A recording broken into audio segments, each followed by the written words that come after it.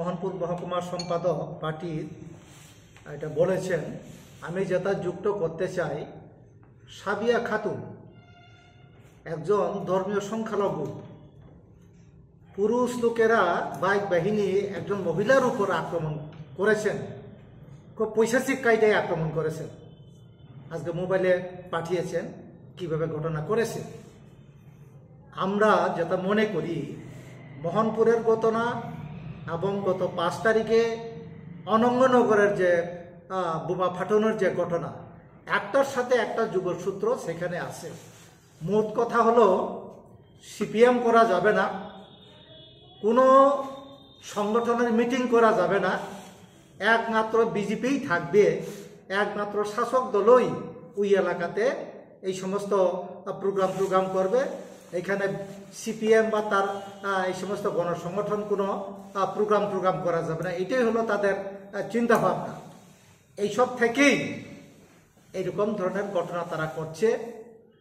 আমি আমার আলোচনা এখানে বাড়াতে চাই না।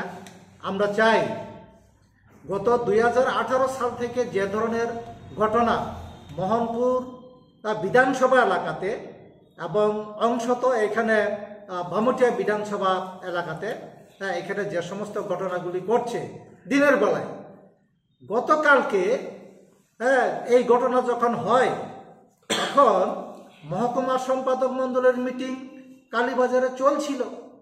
তখনই এই খবরটা পেয়েছে, সাথে সাথেই এসডিপিওকে জানানো হয়েছে এবং পার্টি রাজ্য সম্পাদক জিতেন্দ্র চৌধুরীর কাছে ইনফরমেশন গেছে। সাথে সাথেই এসপির কাছে বলেছেন, এসপি উদ্যোগ নেওয়ার চেষ্টা করেছেন। কিন্তু 11:30 থেকে 2টা পর্যন্ত লাগাতার ঘটনা, পুলিশ নাকি খুঁজে পায় না। পুলিশের বিরাট দুর্বলতা এখানে লক্ষ্য করা যায়। দিনের বেলায় 40-50টা বাইক নিয়ে একটা বিরাট একটা গ্রুপ চারিদিকে ছুটছে, পুলিশ নাকি তাদের খুঁজে পাচ্ছে না। রাতের বেলা হলে পরে একটা কথা, দিনের বেলায় খুঁজে পাচ্ছে না। আমাদের তো মনে হয় পুলিশে এরিয়া চলছে। এখানে মন্ত্রী রতননাথ নাথের কাছাকাছির লোক, পুলিশ এরিয়া চলছেন, এরকম ধরনের ঘটনা। এটা আমরা চাই এই ঘটনার সাথে যুক্ত যারা, তারা দিনের বেলায় ঘটনা করেছেন, মানুষ দেখেছেন, প্রত্যক্ষদর্শীরা দেখেছেন এবং পত্র পত্রিকাও উঠেছেন। আজকে পুলিশ যাতে উপযুক্ত ব্যবস্থা নেয়, এটাই আমাদের দাবি।